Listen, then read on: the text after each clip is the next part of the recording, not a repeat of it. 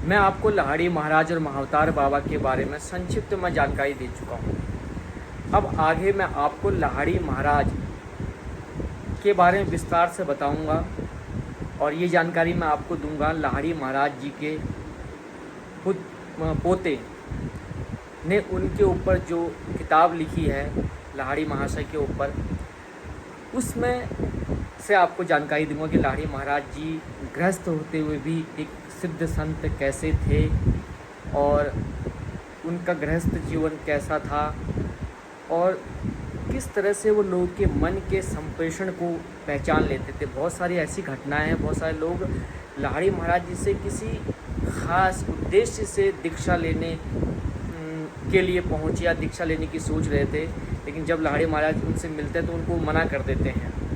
कि आप ये सोच रहे हैं इसलिए आप दीक्षा लेना चाह रहे हैं। तो ऐसी बहुत सारी घटनाएं, उनके जीवन के बहुत सारे रहस्य हैं और साथ ही वो सारी घटनाएं भी बताऊंगा कि किस तरह से लाहड़ी महाराज अंग्रेज़ों के शासन के दौरान एक गलत तार की वजह से उनकी पोस्टिंग उत्तराखंड में हो गई। उस टाइम तो उत्तर प्रदेश था, उत्तराखंड राज्य नहीं बना था और उत्तर प्रदेश से मतलब वो जहाँ नौकरी करते थे वहाँ से वो उत्तराखंड पहुँच जाते हैं एक गलत तार की वजह से। उसके बाद जो वहाँ उनका आध्यात्मिक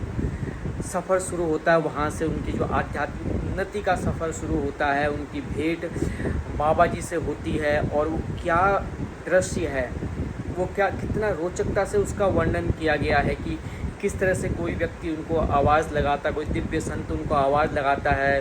फिर जिस तरह से रामकृष्ण परमहंस जी विवेकानंद जी को देखते ही बोलते हैं, नरेंद्र संबोधित करते हैं कि तुम मुझे तुम्हारा ही इंतज़ार था, वैसे ही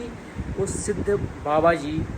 लाहड़ी महाराज जी को देखते ही उनके नाम संबोधित करते हैं। इसके अलावा उनको गुफा दिखाते हैं, वागम्बर छाल दिखाते हैं और कमंडल दिखाते हैं जो उनके पूर्व जन्म का है। तो बेहद रोचक वृत्तांत है। मैं